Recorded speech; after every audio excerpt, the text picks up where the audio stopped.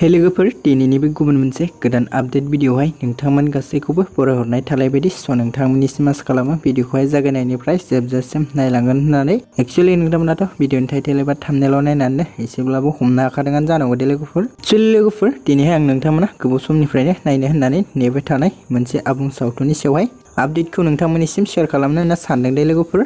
लोगोफोर बेनिखायनो नोंथांमोना भिडिअखौ जागायनायनिफ्राय जोबजासिम नायलांबाय थाबानो जाबाय दे लोगोफोर। एक्चुअली लोगोफोर नोंथांमोना संदान आबुं बर' सावथुननि एपिसोड 8 भिडिअखौहाय सोर नायखो लोगोफोर नोंथांमोना कमेन्टनि गेजेरजों फोरमायहरबानो जाबाय दे लोगोफोर। एक्चुअली लोगोफोर जा संदान आबुं बर' सावथुननि एपिसोड 8 भिडिअखौबो बगाजुलि कमेडियान इउटिउब चेनेलाहाय रिलिज खालामनानै होबाय दे। लोगोफोर बेनिखायनो जाय बिथांमोना दासिमबो जुदि बे संदान आबुं बर' सावथुननि एपिसोड 8 भिडिअखौ नायाखै अब्ला बगाजुलि कमेडियान इउटिउब चेनेलाव थांनानै नायनानै लाहैदो दे लोगोफोर।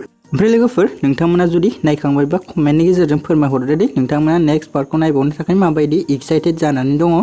लोगोफोर नोंथांमोना फैनो गोनां नेक्स्ट पार्टनि थाखाय भिडिअखौ लाइक कमेन्ट शेयार खालामनानै होबानो जाबाय दे लोगोफोर। आरो सोरबाफोर जुदि चेनेलाव भिडिअखौ गोदानै नायदोंबा चेनेलखौ साबस्क्राइब खालामनानै होदो लोगोफोर, जाहाथे नोंथांमोननि सापर्ट आरो मदद मोननानै बिथांमोना फैनो गोनां नेक्स्ट पार्टखौबो थाबैनो नोंथांमोननिसिम रिलिज खालामना होयो दे लोगोफोर। लोगोफोर बिदिब्ला दिनैनि शर्ट आपडेट भिडिअआ बेखिनियानोमोन दे लोगोफोर। आसा खालामो नोंथांमोना भिडिअखौ नायनानै मोजां मोनबाय। भिडिअखौ जुदि नायनानै मोजां मोनदोंब्ला अननानै खनसे लाइक खालामनानै होदो दे। आरो लोगोफोर सोरबाफोर जुदि चेनेलाव भिडिअखौ गोदानै नायदोंब्ला अननानै चेनेलखौबो साबस्क्राइब खालामनानै ला दे।